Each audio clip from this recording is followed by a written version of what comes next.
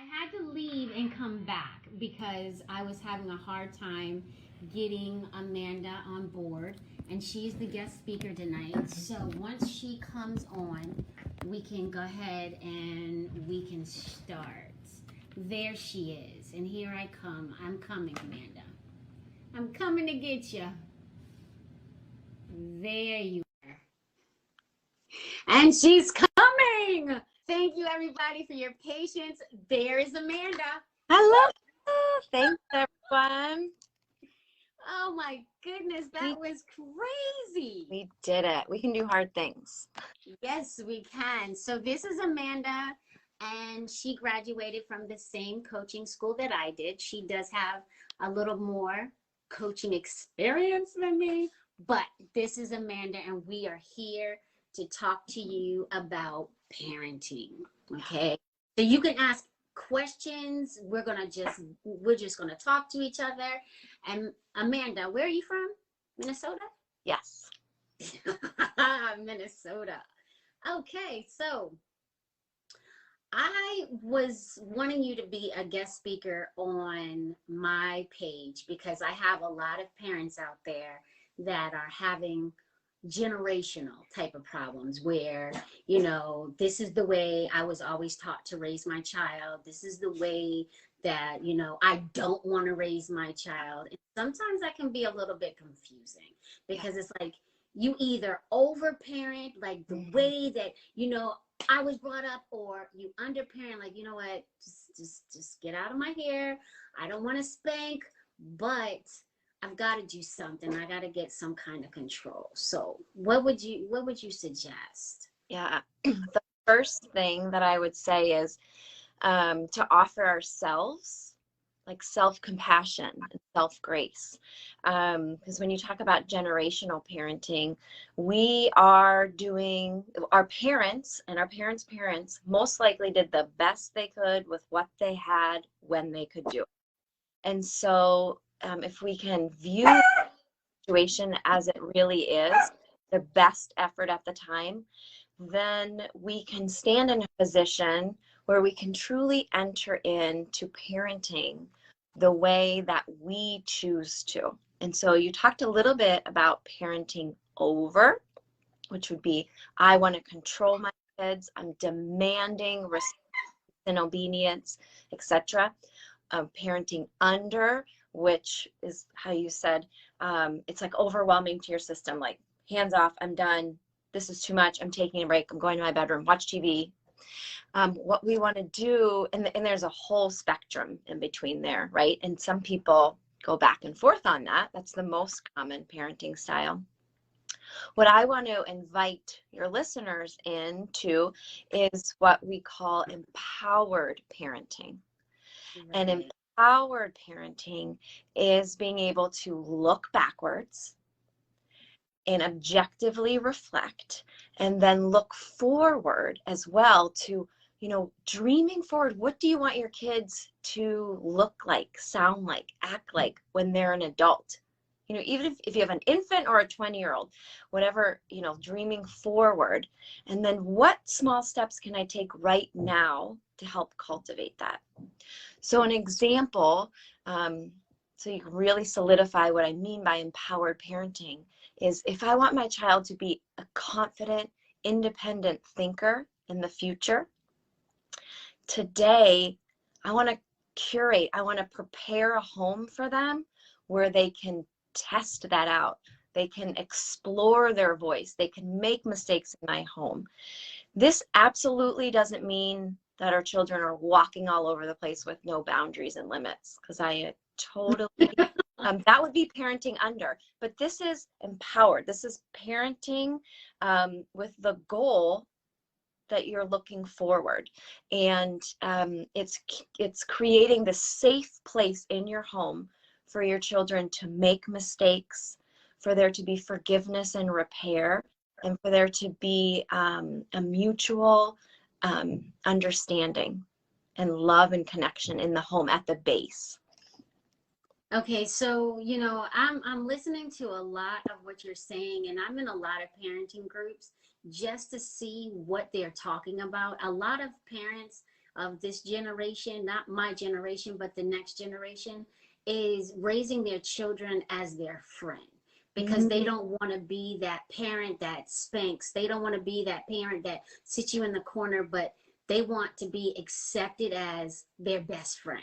So a lot of parents are out there saying, okay, you know what, let's go get some ice cream. I know that you wanted a candy bar, but let's go get some ice cream so we can stay friends. You know, they don't want their children to hate them. So what kind of parenting would you suggest that is?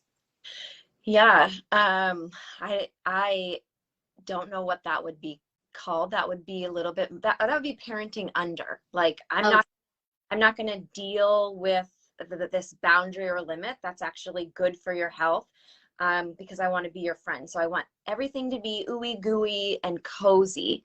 But in fact, we know that kids need predictability. They get security from knowing what their boundaries are. And so, for example, if we're going to use the confidence example, because I'm cultivating confidence in my child, doesn't mean that when they scream at their brother or sister, that we're not addressing that. What was really happening there? What do you need from me? It's not like, oh, well, I want my kid to be confident, so he can do whatever he wants. That would definitely be parenting under. It just flew out of my mind. It's okay. It's okay. It is okay. I was basically getting ready to say that, when you are raising a child, there's a lot of things that come into your mind that we say or we feel. And I was a caregiver for a long time, and I had a 15-year-old coming to my house.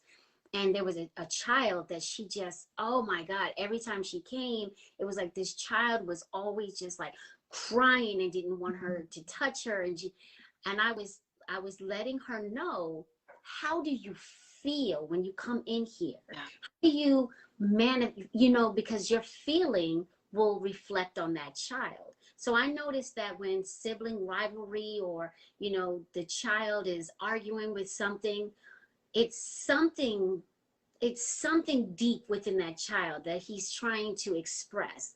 And when she manifested, well, you know what, when I go into Jules's house, I'm going to take a deep breath. I know this child is going to be here, and I'm just going to accept.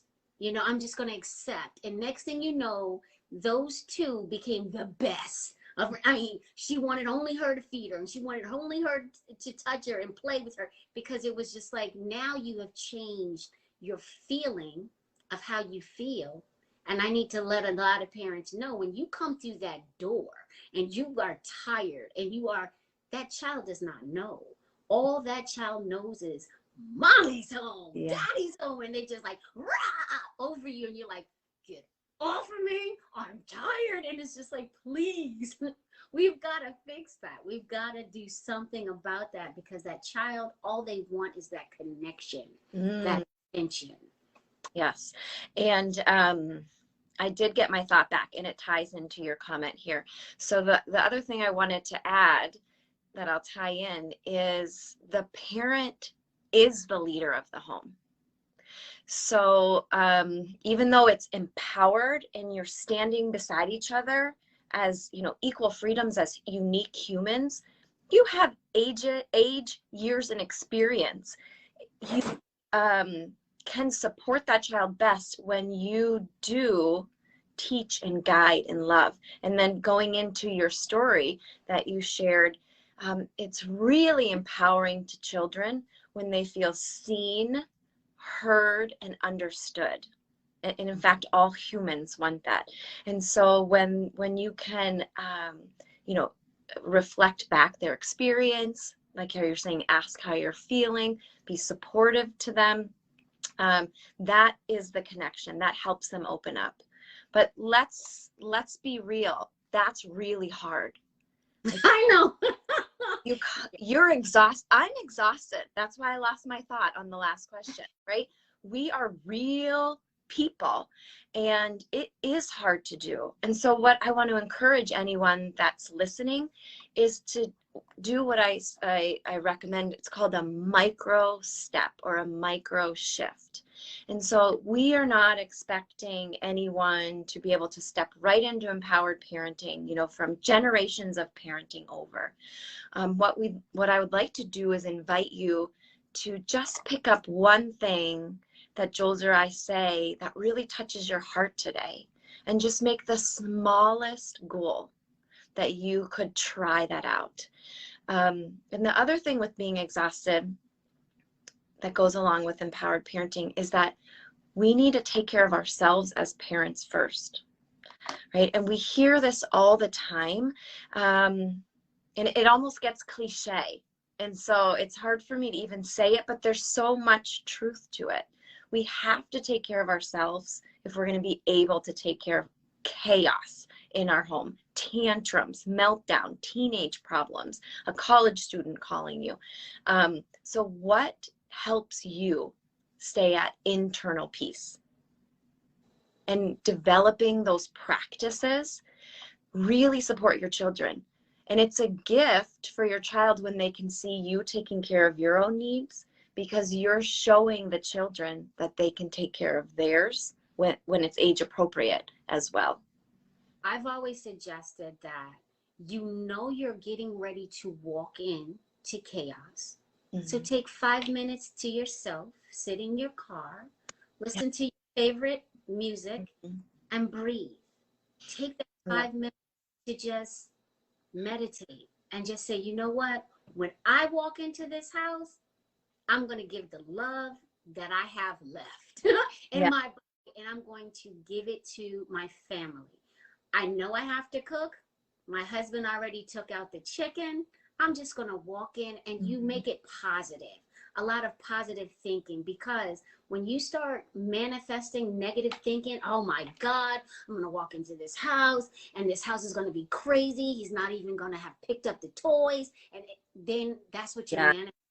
You're looking for the chaos to be there. So just sit back and take a moment for yourself and breathe.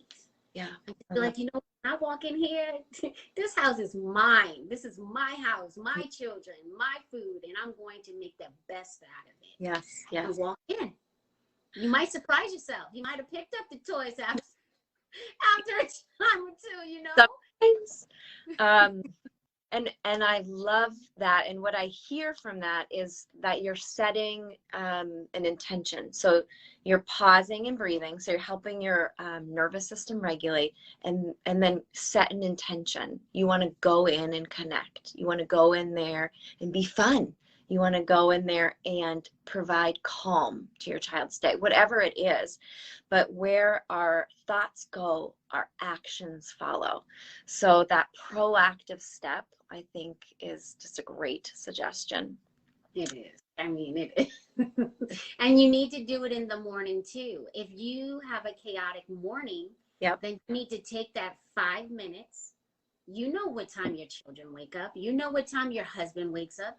Just open your eyes and just be like, you know what? Let me just breathe.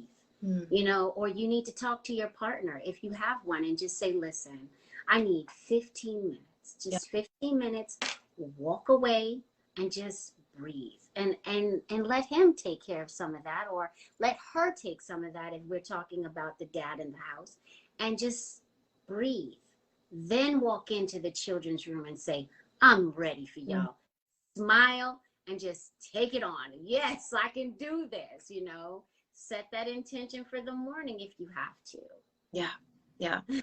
What our children need is us to show up for them as our authentic selves. And so when we give ourselves that pause, even self-affirmation, I am enough. I am all my child needs right now. That's the truth, right? No one is parenting perfectly. I like to say I'm committed to imperfect growth, because each day is a new day. I'm going to keep trying. I'm going to reflect. But at the end of the day, I know my kid just needed me. Not the fancy toys, not the perfect parenting strategies, crazy me in my pajamas. So we can do that. right? And they don't need it all the time, right? So Right. we don't need to constantly, run around like crazy. Actually, if we're wanting to cultivate like a growth mindset or independent or creative thinking, sometimes we, step back and watch them grow on their own. And then we're there for them to help pick up some of the pieces too.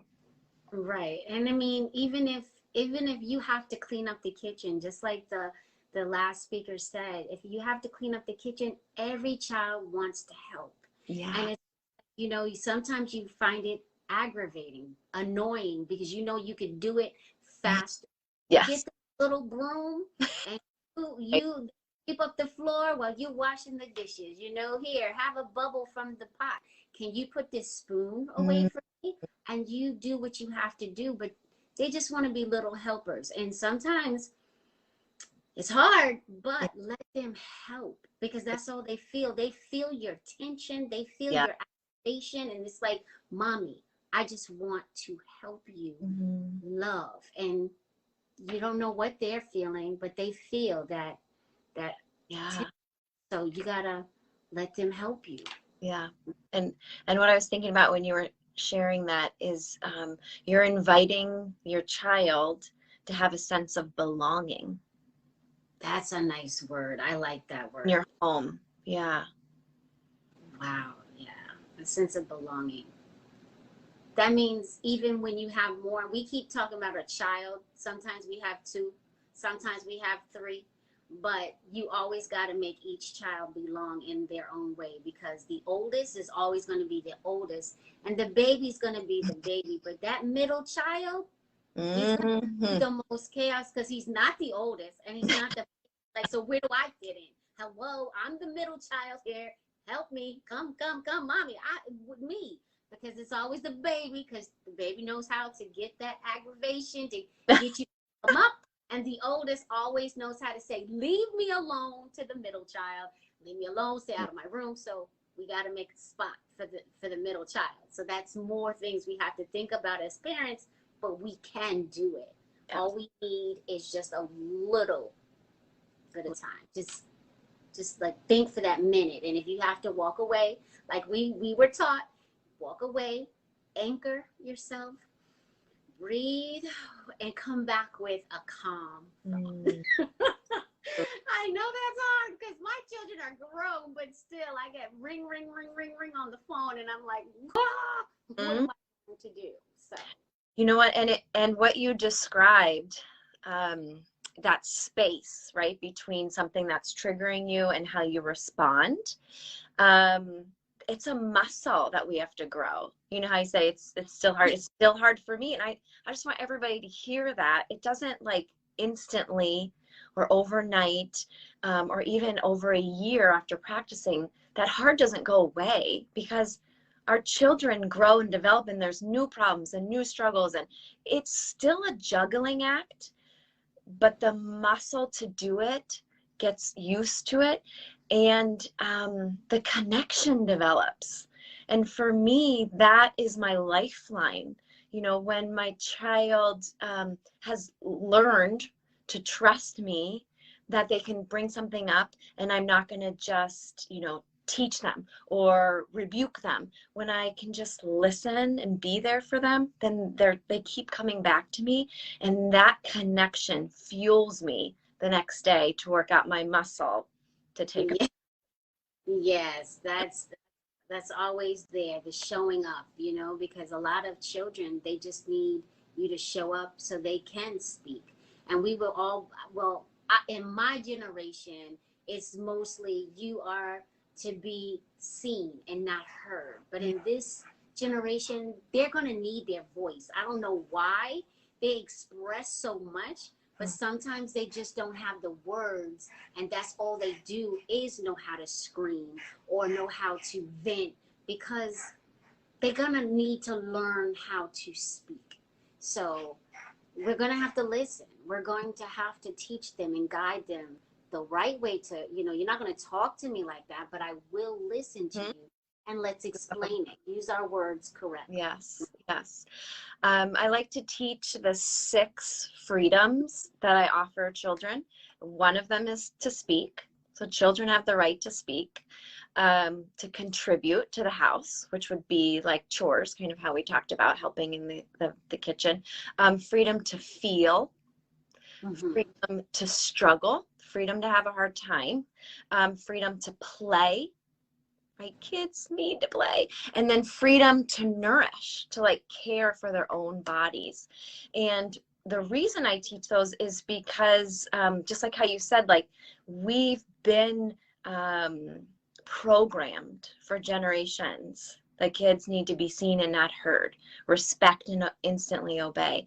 And there is a different way that we can move forward that offers our children true respect, right? Okay. True. Yeah. And when they feel seen, heard, and understood by allowing them to have those freedoms, they are so much more willing to cooperate. I mean, Yeah. it's a different ball game. So the parenting over often works short term, right? I mean, we can bribe our kids or manipulate them or threaten them. That may very well work short term. But what I am challenging and inviting the parents to step into is to look further. Like, what values do you want your child to have when they leave? And then what can I do right now to support them to get there? This is their training ground. This is their safe place to make mistakes and to repair with you, their safe, secure person. Right. And they need that, because if you demonstrate a fear, or you're yelling, or you're trying to tell them what to do, when to do it, how to do it, then their self-esteem starts dwindling. And so you're not going to talk now?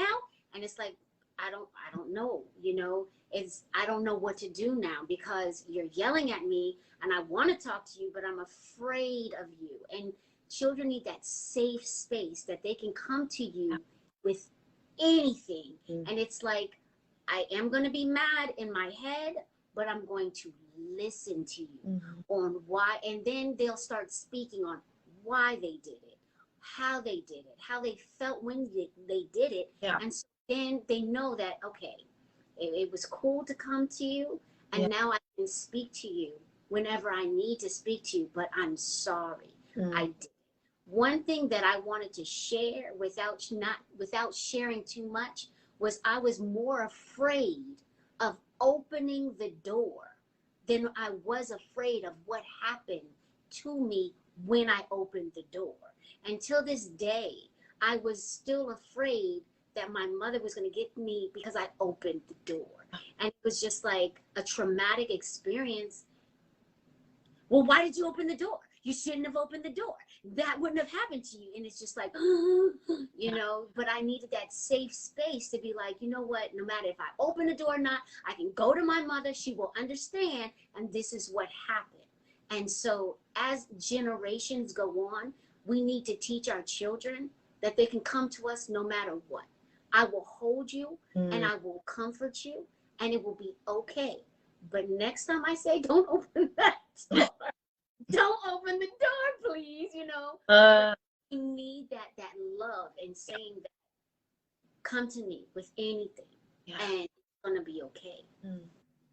That was really powerful. And that we have the ability to soften the edges of those generational patterns. We don't have to break it. We don't have to change it like instantly. Like sometimes I feel like that's kind of power over as well, that you hear that language and mentality in some parenting groups. But we can step into grace, right? Step into growth, step into intentionality, and we can soften the edges of what we experienced while honoring the journey that our parents came from too. Right. That's beautiful. And we have ran over a little bit of time. We will invite Amanda back as many times as she would like to come back. You can watch this video as many times. You can share this video, and Amanda does have a website that you can go to. Can you type it in too? Sure. Or, yeah, we're going to type it in there for you. And if you would like to speak to Amanda one-on-one, it's offered. And I'm thankful, Amanda. This was a great conversation. Thank you. I loved the dialogue. It felt just like we were sitting across the table in person, and it really was fulfilling, and I appreciate you inviting me, and thank you to everyone on your page for taking the time to join us. Thank you so much, and I'll talk to you later. Thank you. Thank you. Bye-bye. Bye.